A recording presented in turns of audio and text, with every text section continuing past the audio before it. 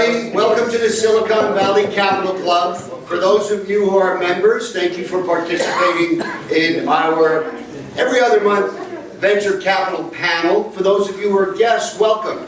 Capital Club is a really fantastic place for social events and to conduct business. We do over 300 events a year here at the Capital Club. Everything from movie nights to culinary events to events like this. I'm Ron Zrake, and I have the pleasure of chairing what we call the Business Forward Council. And the Business Forward Council, by the way, where are my council, co-council members? Thank you so much for being here. The Business Forward Council has 3 different events that we hold at the Capital Club.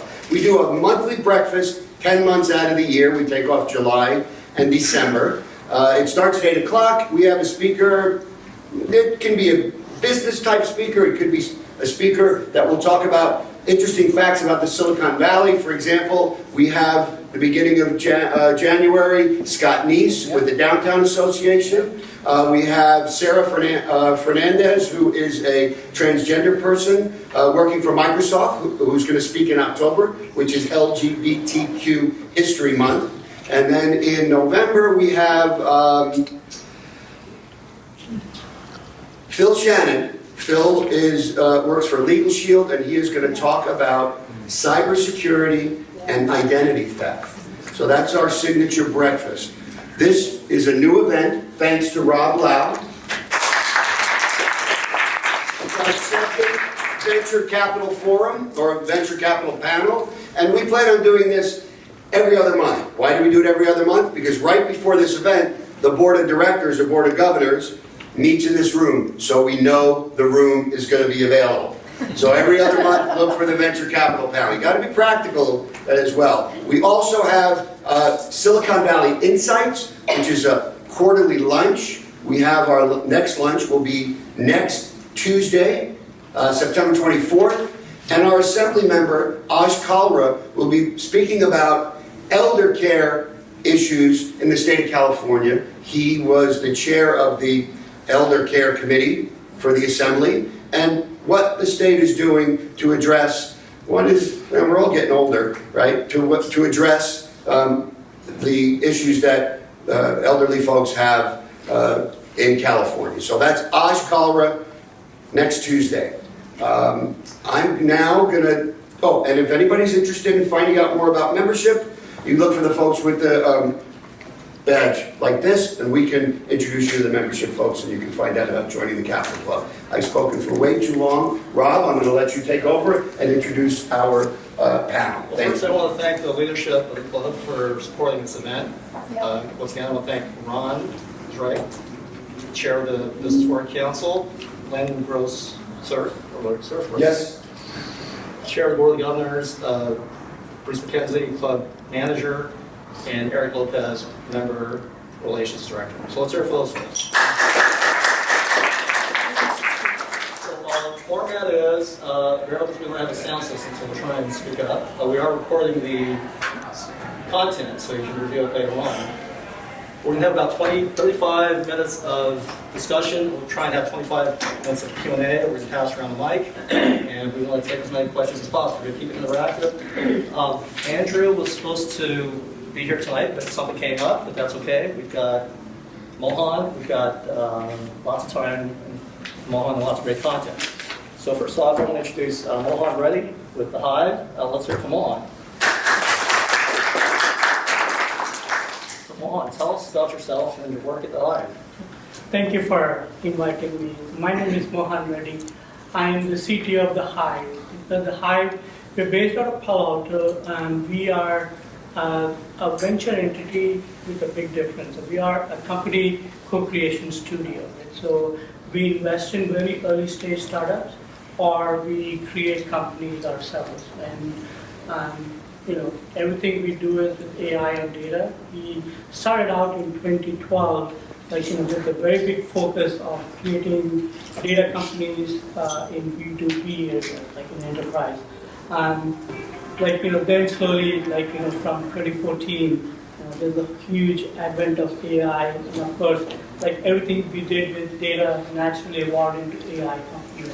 But we are very different, like, so we are very thematic, and think of, like, the Hive as one of the co-founders. So when we invest into these companies, what we do is, like, oftentimes the idea is ours, right? Or when we go find these entrepreneurs, it's usually like, like two girls or two guys and a dog, like, situation where it's like the idea isn't very well formed. Right? But so when they come to us, we believe in these entrepreneurs. We like they're in the same thematic area as ours. So we work with them very closely, in the first 18 to 24 months to really, like, take these startups from, like, an abstract concept to, like, a full-blown product. Are you an incubator per se? Do you have a formula like 4 months, 250,000? No, we are not an incubator. We are a co-creation studio. And so we, like, to these startups, like, we invest anywhere between $2 to $3 million as a seed investment. And during the seed, like, we're oftentimes the only investor or one of the biggest investors. And you could think of us as one of the co-founders of these companies, the Hive. And so we work very closely with these startups. Like, we have people, we take operating role within these companies, so we help out in So go to you have a market. role in the company business? Yes, we do. We are at the operating team. So we help out with go-to-market, we help out with product management. You help them with presentation, business proposal, All of that. proposal deck, yeah. So by the way, before we go any further, I want to survey the room. So who here is a tech entrepreneur? Who here is a non-tech entrepreneur? Maybe you're a business person or a service provider. Who here is an investor? Who here is an academic or government employee? Who here came into the wrong room by mistake? Kind of crowded, we weren't expecting this many people. So, for the sake of the audience, what is AI? AI's been around a long time, so why all the buzz all of a sudden in the last several years? Yeah, so, I mean, AI is, as the name says, artificial intelligence. It is, like, it's trying to make these machines, or these computer programs, intelligent. As, like, we humans have, so we have the natural intelligence. How do you make the machines more intelligent and be like humans? So, I mean, that's, like, a very broad definition of it. But when you really talk about AI, there are three things that one need to think about. Okay? So there's artificial narrow intelligence, there's artificial general intelligence, and there's artificial super intelligence. Okay? So what we see today, like most of it, is what we call as a weak AI or narrow intelligence. It means that machines are really good at, like, a smaller task, and because of the inherent way that we train these machines in a repetitive way, they are really good at, like, certain narrow tasks, and because they have collective intelligence of so many systems out there, they usually outperform humans in a very narrow task, right? And so that's what you see so much hype that, oh gosh, like, AI is going to take the whole world, but it's only on the narrow side of it. The next generation of this is called the artificial general intelligence, and that is these machines will have, like, human-like intelligence. And for these machines to gain human-like intelligence, we are far away, right? Like, it's really hard to train these machines to get that. And of course, like, the artificial super intelligence is what we see in movies, right? Like, where Skynet, or, like, there's going to be a tech. So, I mean, like, these are the terms, but when we really look at, we are in the phase of weak AI where, like, there's certain tasks that machines do very well. Well, there's a lot of talk about AI replacing human beings, especially what's new is in the knowledge worker sector. So you don't need as many attorneys or accountants or realtors. No offense to accountants, realtors, and attorneys. None taken. Lots of folks going to be replaced by AI machines. Is that actually realistic? Is that going to happen soon? And what's going to happen to these people? Yeah, so, I'll answer that like in phases. Right? The first one is, have you guys ever heard about this paradox called Moravec's paradox? So what Moravec's paradox means is, easiest things are harder for machines, harder things are easiest for them, right? So let me give an example of easiest thing. Like, take for example, like, there's a waiter, right? And you want to replace a waiter by a robot, right? Now, this particular person, from the time they pick up the food from the kitchen and they bring it to the table and serve, it's an extremely complex task out there. Like, they have to know what food it is, what table it is. It's an extremely dynamic environment because within the kitchen, people are moving. Within the restaurant, suddenly someone comes in. You don't know what's the weight of some things. You don't know what you're talking about. So, like, this human being is taking, like, from the time, like, it's, like, say, 5 minutes or whatever time that it takes from the kitchen to come to the table, like, few hundreds of decisions at the same time, and in an extremely dynamic environment. There's no robot that could perform that well. Like, there's no way, like, our intelligence systems, like, all the things that people talk about, all the advances that we have, is going to be equal to that person. Contrary, let's take a radiologist or take something else, like, something similar, where, of course, I've fed millions and millions of X-rays or all the MRIs, and like, a lot of people painstakingly have annotated, like, here's, like, certain condition, here's certain thing, and they have trained this machine. So it's like now what you have is, like, I have hundreds of thousands of radiologist knowledge embedded into it, and so it does very well, better than, like, one radiologist, right? Because it's a combination of hundreds of radiologists, and so this is the dichotomy, like, so we are, like, we shouldn't be so alarmed that, oh my gosh, like, it's going to take away all the jobs, like, there's, like, we humans, like, we, like, for example, like, your efficient working hours in 8 hours, like, when you work, like, almost like 5 to 6 hours, we just do mundane stuff, right? That's not useful at all. And we are so used to this repetitiveness that, it's our second nature that you keep doing. Only 2 hours probably you'll use your intelligence. Now, like, the promise of AI is it's going to give you those 6 hours back to you, right? And now you will be forced to think and do things better, or you're forced to do things that you probably never had a chance before, right? So, I mean, there's still a lot of time for all of this to really come through, like, what people are saying it's going to displace.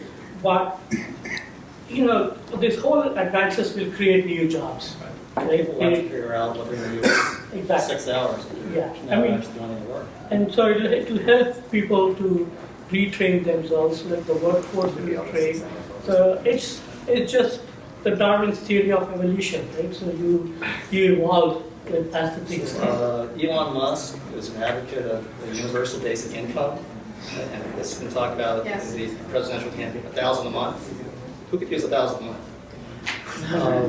So what do you think of that? Is that something that we need to deal with disruptive workers? Yeah, I don't know. I mean, it's a social thing, right? Like, it's how we have to see. Do we come to that stage where, like, it has to be we have to provide, but So I'm a technologist, right? I'm an engineer, right? You know, I code and I build systems myself, and I truly know the limitations of these systems. Okay? And so you ask me, like, you know, personally, I think the systems are not there yet, right? And so let's not overthink and complicate things or get politics or everything else into the way. Let's just be open and embrace this whole new thing. And then, you know, you could always be adaptive in how you can bring everyone together, right? Like, you know, because you know, talking about inequality, I'll tell you, like, you know, there was a report that came out like yesterday from Bill Gates Foundation about inequality. Right? And they said, like, no matter what, girls are always at disadvantage. That made me super sad, right? Forget about like universal basic income. Let's concentrate on these things, and then, like, you know, how we can bring like girl, boy, man, women, they're all the same. So we should work towards that as opposed to thinking something else before. That's my personal opinion. Excuse me. Are you familiar with Fabio Fagan, the gentleman who worked with Intel, and his position on artificial intelligence? Essentially, he says it's just fast multiplication, that robots don't have conscience, they don't have love, they don't have the other features that we call intelligence. Are you familiar with it? Yeah, thank you. Yeah. Just wanted to make sure you heard about it. Yes. That's the thing, right? So, like, in all the current AI systems, what we call as, like, they all lack common sense knowledge. The difference between humans and machines is, like, you know, humans lack common sense knowledge, right? So, and that's what, like, you know, the next advent of, like, these AI systems that we are going to build is, how do you bring these common sense knowledge into these systems that are there, right? He's trying to define conscience, Yeah, and that's his current project. right. I happened to have spoken with him only about 3 weeks ago on this very subject. Yeah, so this is exactly the research that I'm doing at Stanford right now at the Center for Performance Vision, where, like, you know, we are trying to understand, like, you know, the vision perception, right? So how do you build these models that we as humans, how do we perceive the world that we see in, and how do you, like, you know, build models for machines to have the same perception as humans, right? Like as you said, so it's a combination of neuroscience, conscious, science, math, all of that together. What we But call we it- talk about perception. Sorry, quick question though. Perception is different for each individual. Like common sense, whose common sense do you put in there? collective cognition. So I have a question. Let's answer. Like, I would definitely agree with the Q&A. Yep. So what kind of AI startups are being funded, and what kind of AI startups do you invest in? And what do you look for? So there are all kinds of AI startups are funded, right? So now if you see, if you don't have a .ai, like, you know, with any of these startups today, you're like, you know, you're ancient, right? You don't belong to be here, right? So there's a lot of, like, you know, just with anything, you know, when there is this hype cycle, everyone tries to get into it, and these days it's really hard, like, what is real and what is like fake, right? Or what people are talking about. And so obviously it makes it very difficult even in the venture capital world that we do. So for us, it's very different because, you know, at the Hive, you know, because we get into early stage and we are a co-creation studio ourselves, so we build these startups together. So we sit at both sides of the table. We are investors and we are also creators of these companies. And so obviously we have to be super conservative in that, like, you know, you cut the shaft, you have to really, like, you know, there should be meaning, there should be purpose that you're doing. And, like, you know, we go through, like, you know, very, like, super high diligence process in terms of, like, you know, is the problem worth solving, is the timing right, and, like, you know, what's the differentiation that you're making. Because, so definitely, like, you know, the cost of Can you explain if there is not a similarity between .ai versus what was .com about 20 years back, and there is so much of buzz around .ai? How much is really going to be real? And so it's like, the whole thing is like end of the day, what happens is like, even what we have seen during the .com era as well, right? Like, Judged by the results. you judge by the results, like, and I'm blanking out like what Alan Greenspan says, right? Like, when he said, like, what fundamentals have to be strong, right? And like, I'll tell you how things are changing. So last few months, how the investment scenarios changed is, like, unless you are a serial entrepreneur, like, if you have a startup and you are, say, going for Series A or B, what they would do is like, hey, let me call your customers, right? And they would call 2 of your customers and ask like, how good is your product, right? And they would really want your customer to tell that, like, what, this particular product has changed, like, our life, or we really like this one, right? Then they call the next customer and ask, like, hey, what happened, right? What they would really want to establish here is there is a repeatability, and there's like really a product there. These are not like point solutions that someone has developed, right? And so with this, you're really like, doing a lot of diligence in like, where the true products or the true things stand, right? But most of what's happening, especially in the enterprise these days, is it's really not AI. I call it IA, right? Meaning intelligence augmentation, right? Not artificial intelligence. Because especially in enterprise and B2B, like, there's, hey, I have this system, or I have something that's working for so long. Why should I believe in something that is inherently probabilistic in nature, right? And because everything's like deterministic until now, right? So in that scenario, what happens is like, there has to be a trust factor, like on the machine. And the way you earn trust is by being there and slowly augmenting, like, making choices. So it's not going to be where I have a consumer application and overnight all the translation jobs are like what we had humans doing something and then suddenly machines doing the translation job, something like that.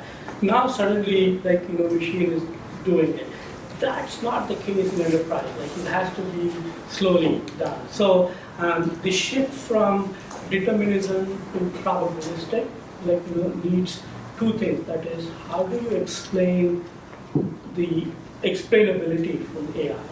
And how do you do the reliability or reproducibility, right? So these are the 2 big issues that you always see with AI systems is reproducibility, meaning you cannot produce the same results. Because they're inherently, like, there's a randomness involved into these neural networks or these AI systems that are there, right? So what's the degree of tolerance that you do? Then explainability, right? So I am giving you certain recommendations. They work within the bounds of the data. If they go out of the bounds, sometimes these recommendations are not the same.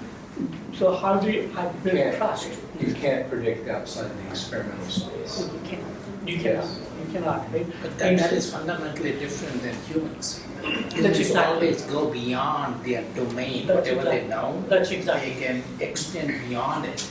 And if machines are limited to that space, how are you ever going to achieve AI? Yeah.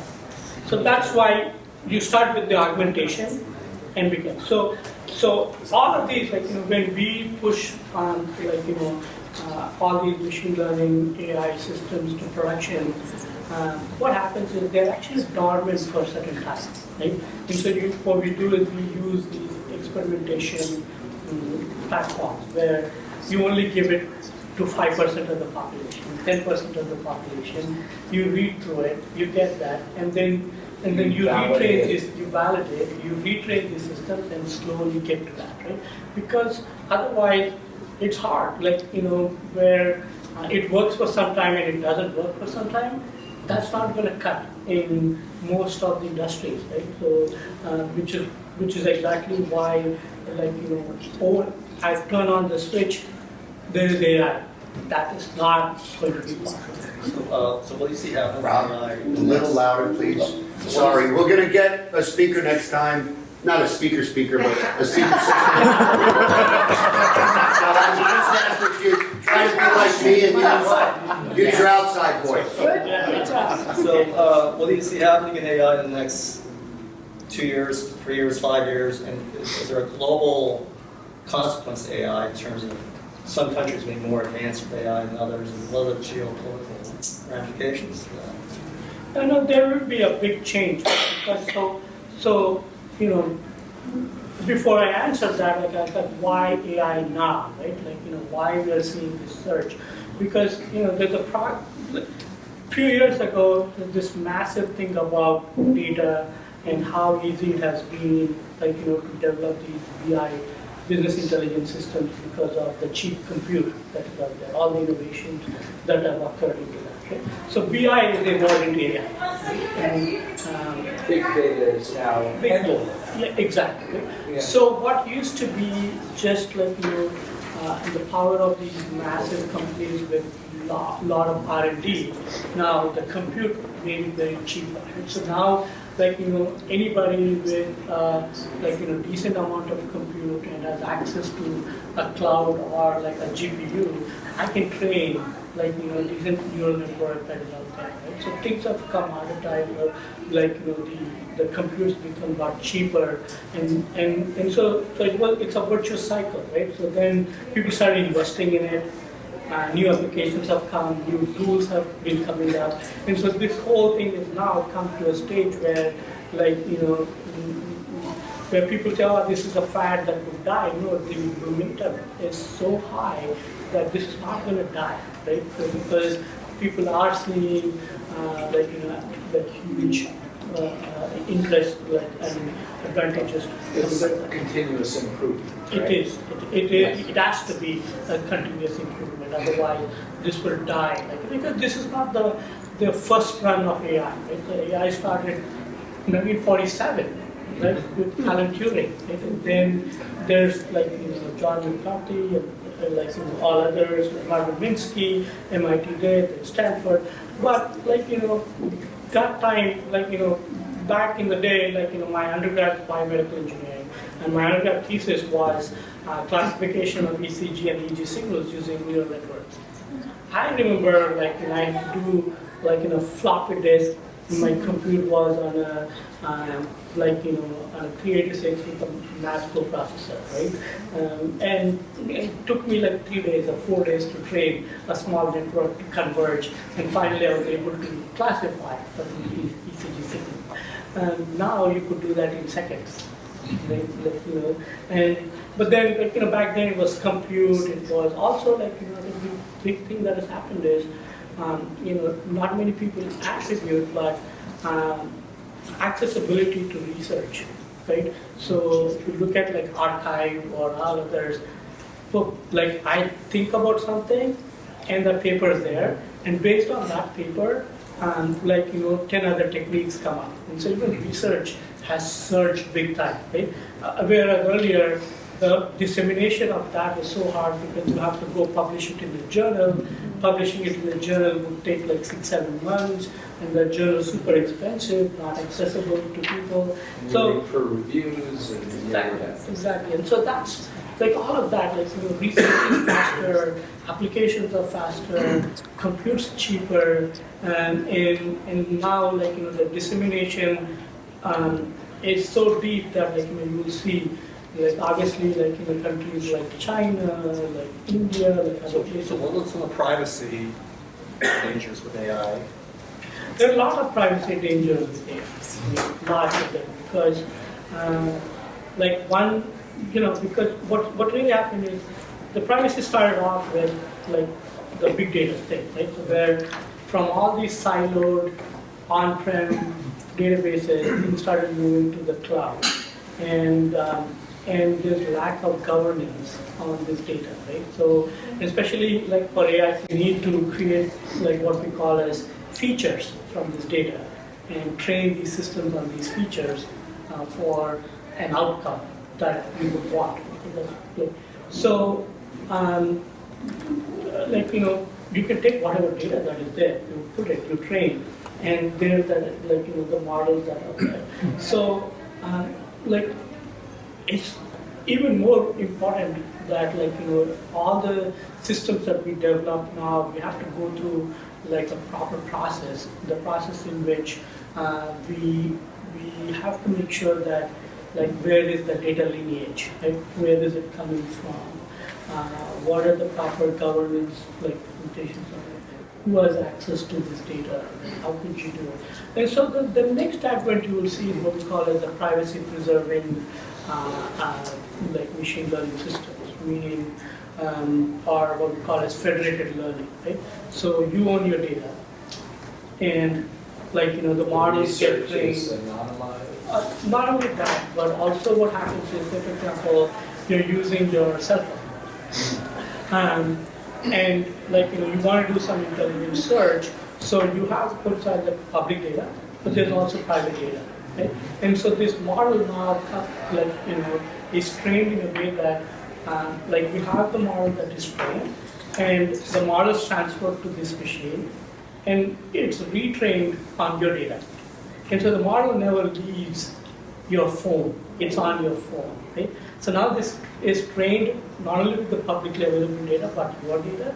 And so this is your own private machine learning model that works for you, and it is serving you, right? None of your data is going out. So this is So we the- each have our own We're gonna- engine that analyzes our own data. Right. So we're gonna open up the questions right now. First of all, let's we're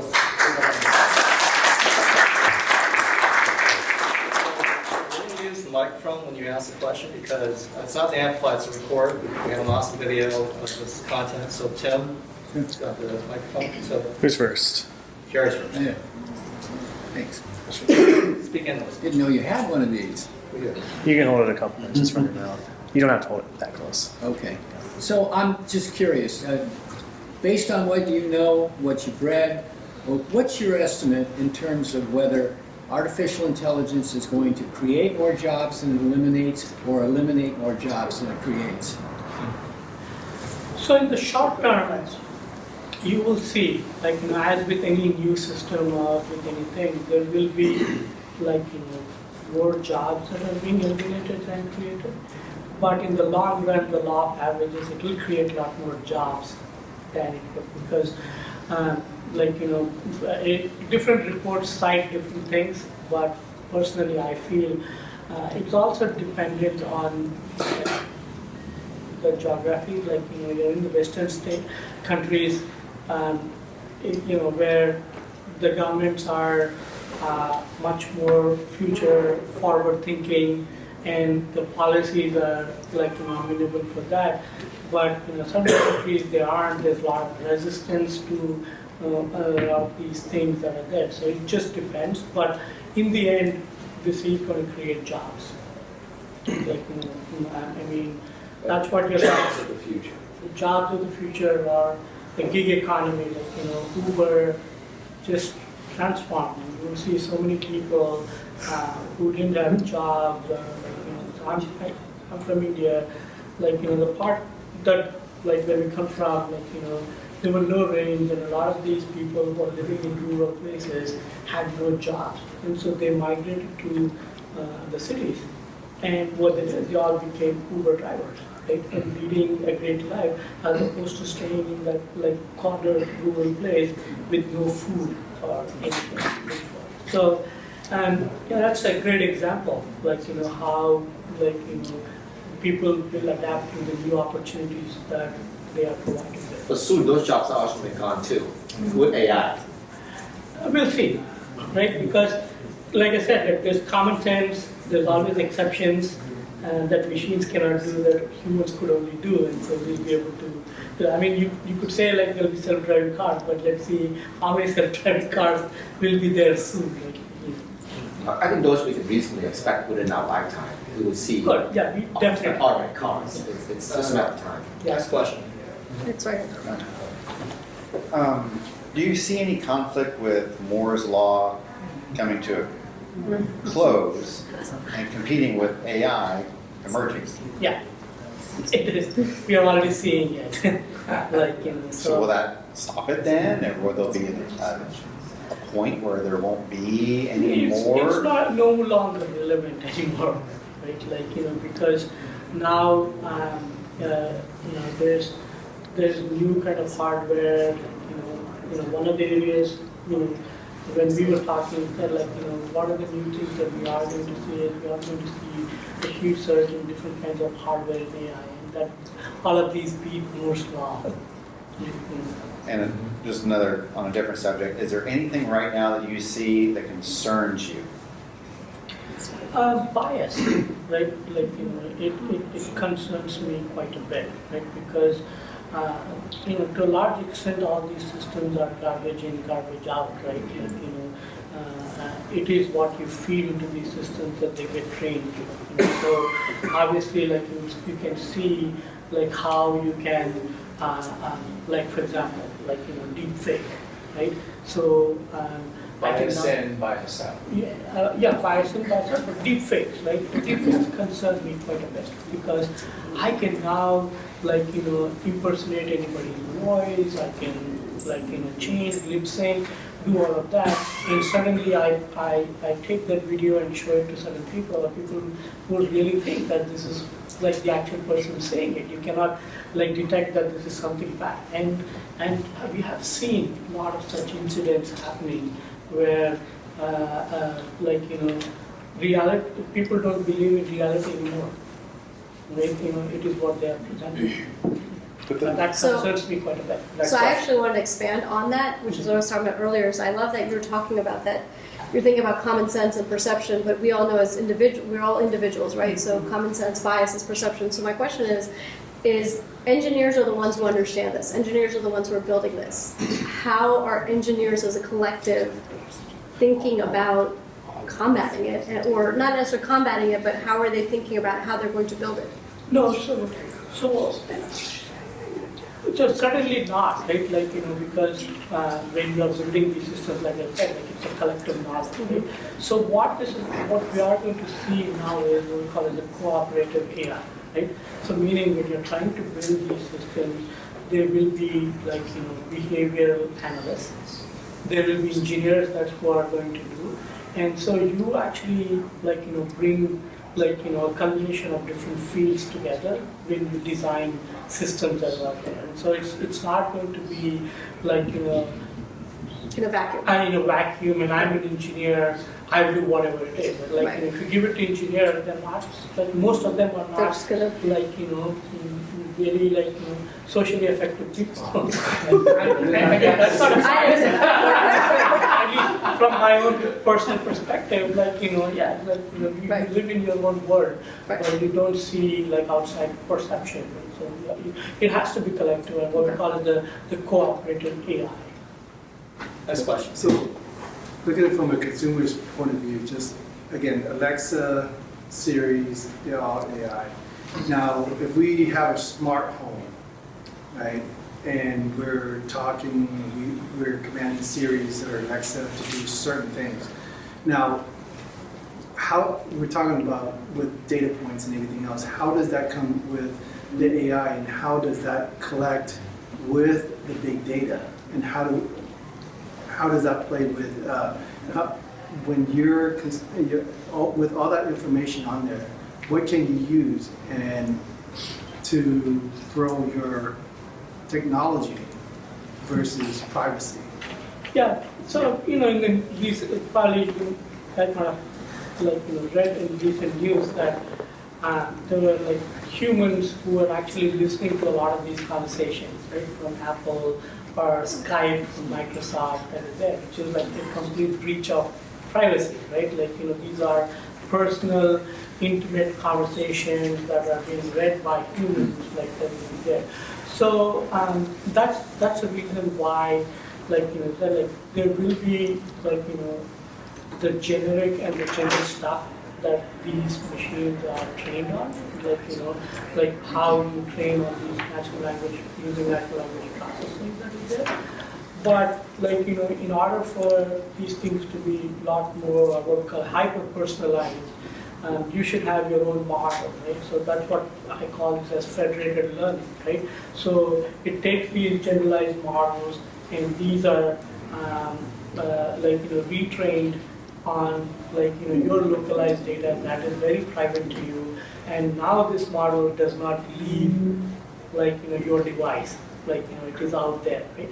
And so obviously there are a lot of privacy concerns, right? You know, people really think like, you know, hey, now Roomba knows the dimensions of my home, right? And this Roomba is now going to give data to somebody else, so now I know what's happening, and right? Like, you know, now I know that, like, you know, hey, I'm talking to my wife that I should go to Bank of America today. Then it knows I bank at Bank of America, and it knows my geolocation, right?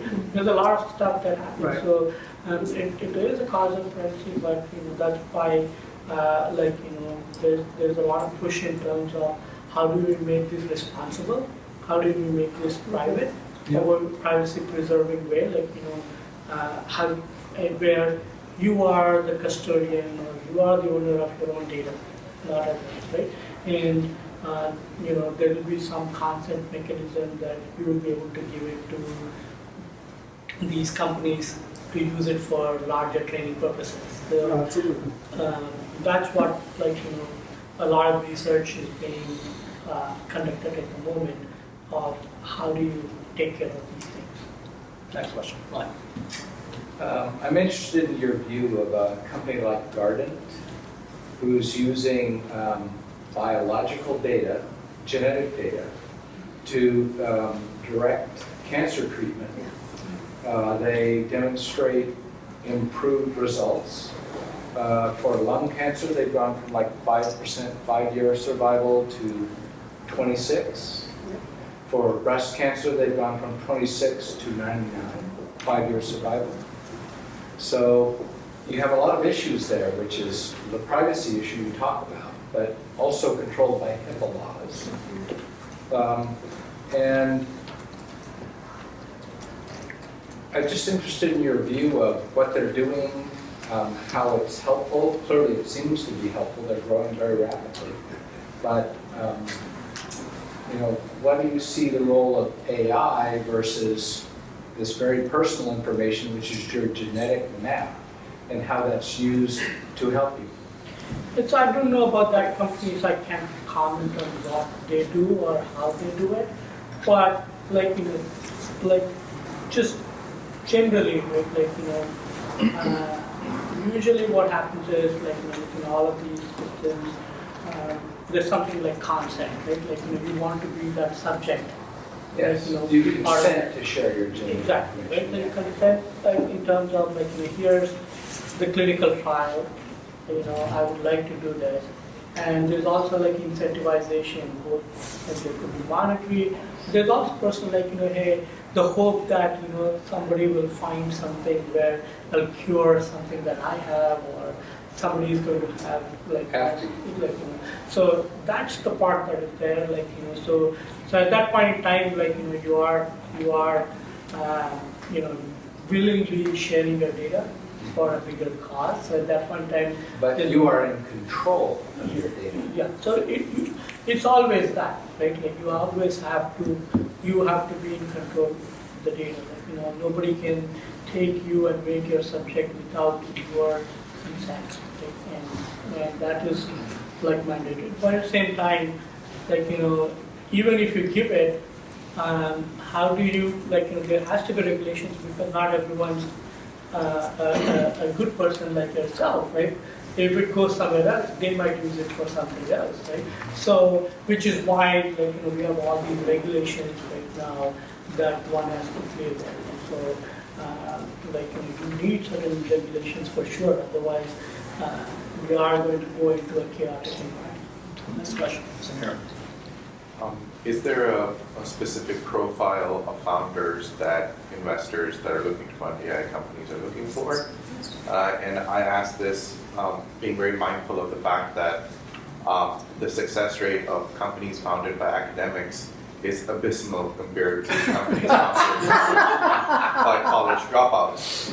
Yet, when you look around, you find that academics can sneeze and raise $10 million. I mean, and most of them end up in the garbage bin, like Drive.ai is a great example coming from the best AI lab at Stanford. So, is there a change in perspective within the AI, the investor community about which companies and which founders to fund now?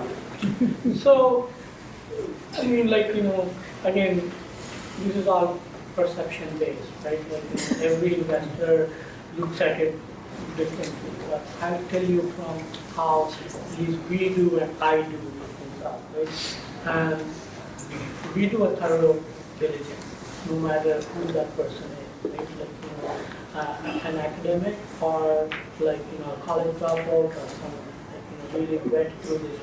Do they really know what they're doing? And can they really do this, right? So, which is why, like, a venture firm like that has a technical person like myself, so the CTO needs to work, do understand like what they're trying to do, right? So it's not just technical alone, like, from the business perspective, like, does this make business sense, right? Like, is there a value to this?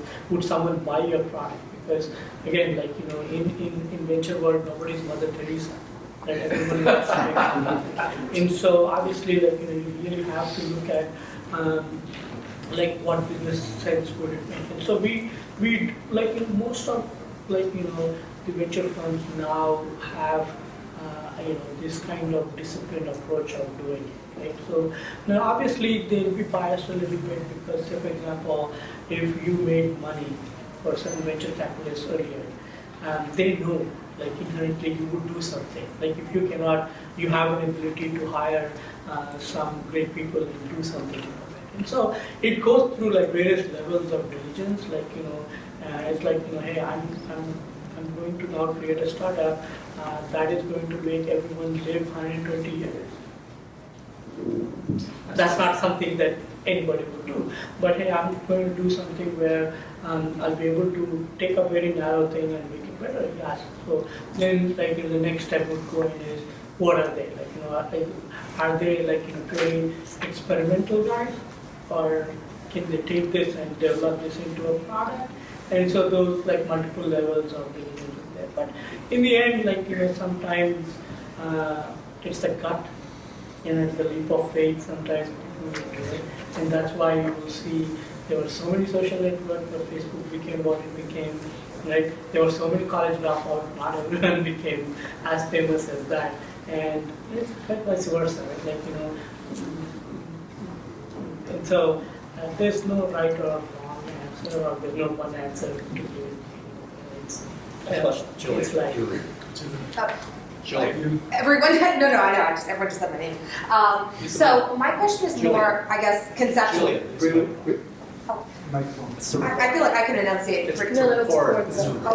Okay. Gotcha. So as far as conceptually speaking, so in an ideal world where you have as many data points as you could possibly gather, and you're talking about trying to replicate a human decision-making process, so including, whatever emotional, whatever life experience a human would have, what portion of that do you think can realistically be replicated? Like, I know for me, you could say across the board, if you have all these data points, if this happens in a person's life, they make this decision, you could somehow quantify and put into data even emotional experiences. But do you think we can get all the way there? And if not, is it right to have AI making decisions that without being able to have that full capability? No, it's a process because it's really hard. Like I said, like, bringing common sense, or like, the emotional AI or emotional thing, like, codifying that is really hard because human being is a complex organism, right? So we go through multiple things, we learn, and so just saying that, hey, I'm going to replicate a human, like, or like, robot could do what we could do. It's a great aspiration, but like, do we get there? Don't know. Like, I will not discount that we won't get there because like, you know, I have seen a lot of things in my lifetime that I never thought would have happened, so they happened. Right? So I wouldn't discount that it would happen, but it's a really hard task. Really. So there are a lot of people working on what we call the behavioral AI, the human-machine interaction, like, you know, how do you train, like, you know, how do you make the machines empathetic, right? Like, you know, how do you get them into the feeling, right? Yeah. Because the feelings are sensorial for us, right? Like, you know, we have this whole nervous system, we have a central nervous system, we have a peripheral nervous system that works. So how do you take like such complicated interactions and feed it into this machine and codify and do it in a way it has to be?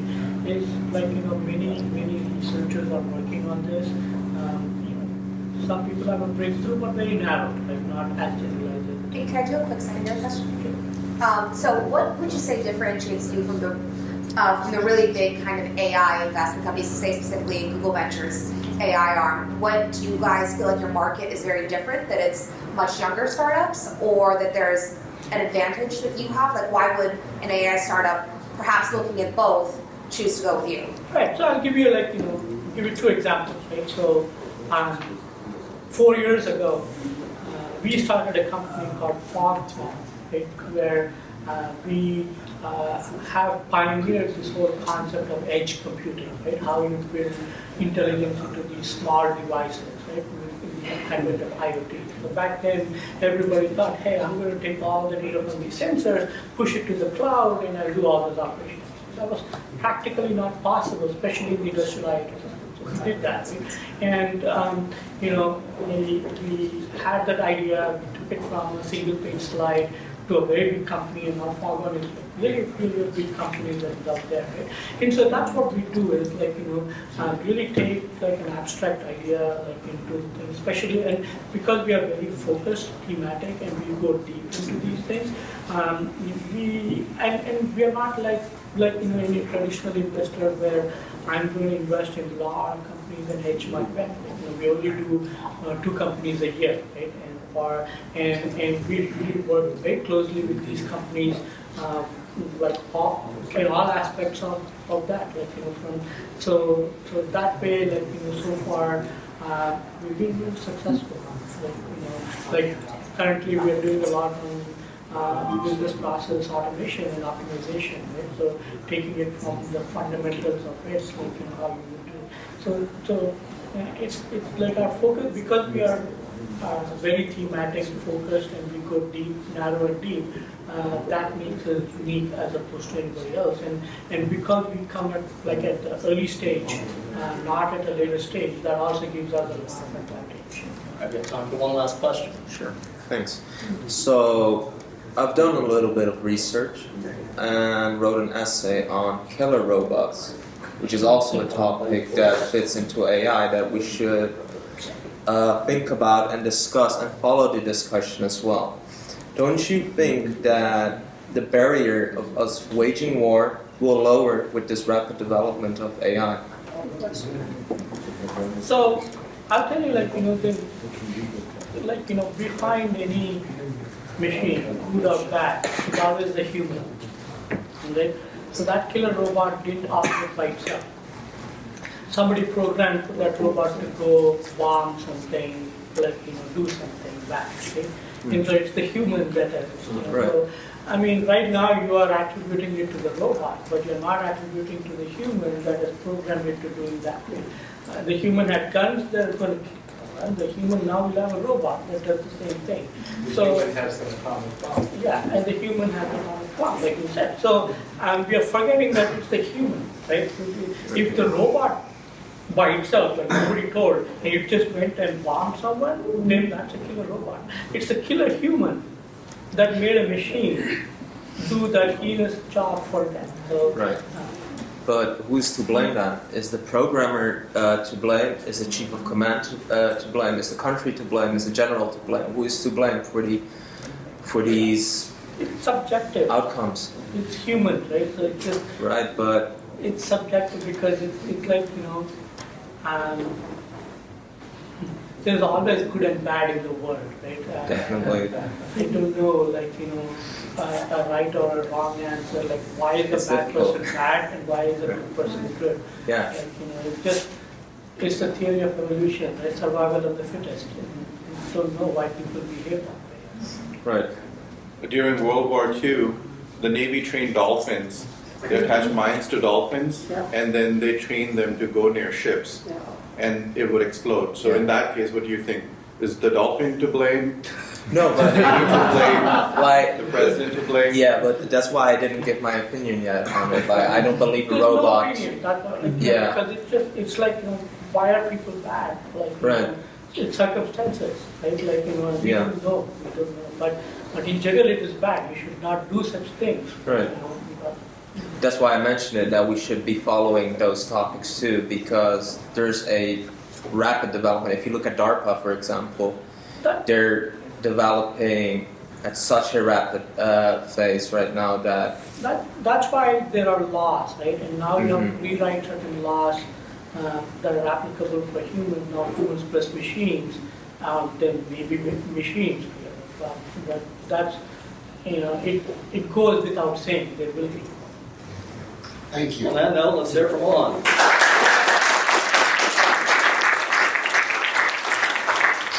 Thank you all again for coming. We're still working out the kinks. We'll have a speaker system to help support our speakers next time. About a couple of months for the next venture capital panel. Thank you again. Thank you.